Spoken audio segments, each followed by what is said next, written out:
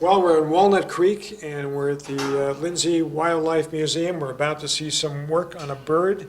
And with us right now, Marcia Metzler and Nancy Anderson, and they're both going to do some work. What are you going to do with this bird? This is a young Cooper's hawk. I think she's a female since she's so big.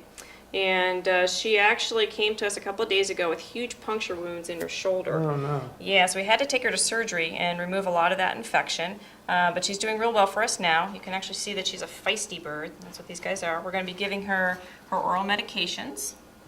And she's on a number of them at this point. She's actually on some medications for pain. We also have her on medications for different kinds of infection, both fungus and a couple of different kinds of bacteria, because it was a really, really deep wound.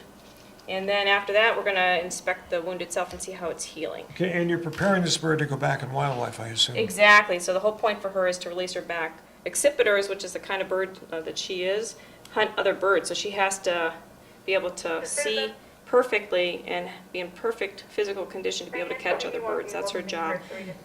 Okay, you're rubbing her neck there. Is that to get the medicine down? Is that right? Yep, it's actually to get her to swallow a little bit more. She actually came to us also with another kind of a parasite infection called trichomonas.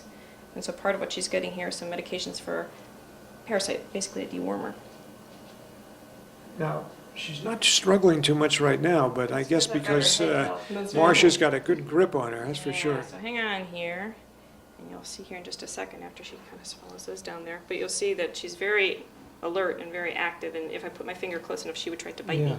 Marcia, how tight is your grip on that bird? I don't have a death grip or something. I've got a pretty firm grip because I don't want the legs to slip. It's my responsibility as the person holding the bird that no one around me gets hurt. So I'm responsible for the bird not getting hurt, myself not getting hurt, and anyone else who's in the area. So if I feel like her legs are slipping or something like that, I'll warn people. But I've got a firm but steady kind of grip. And you'll notice I'm wearing big leather gloves. I noticed that, yeah. She has actually gone through these gloves with her talons. Yeah, those talons are very sharp, and also her beak is very sharp. For her in particular, she's going to try to get you, if she's cornered, normally a bird like this, if she sees a person, she's going to fly away. Even if she's on a food item that she's caught, she might mantle over it a little bit, but we're really big and scary, and we could hurt her a lot, so she'll usually abandon that food item and leave.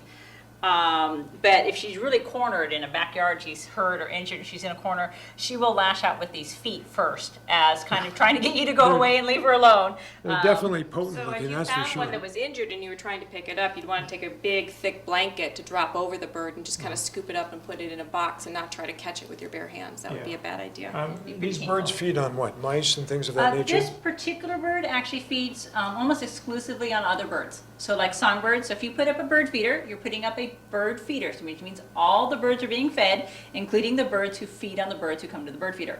So if you have Cannibalism in a way, isn't it? no, not really, because it's not the same. It's not the same genus or even the same species. So she's about as related to a house sparrow as a cow is to a person. So it's the same kind of thing. Yeah, so I she's don't not have going to any eat. cows for ants, There you so it go. must be a whole different Yeah, ballgame so there, that's right. she won't eat another Cooper's hawk, but she'll happily eat a dove or a goldfinch or a house finch or something like that. And particularly out in the Midwest or a lot of agricultural areas, they really like having things like this because the birds that eat the crops, that eat the grain crops, these guys will eat those birds. You know, it's one of the sorrows of conflicting areas with environment, people moving in, animals trying to find their way around, and both living together. Absolutely, and there's a lot of things you can do to help the wildlife around you, and just making some decisions where you plant the appropriate plants in your backyard to provide natural food sources for them.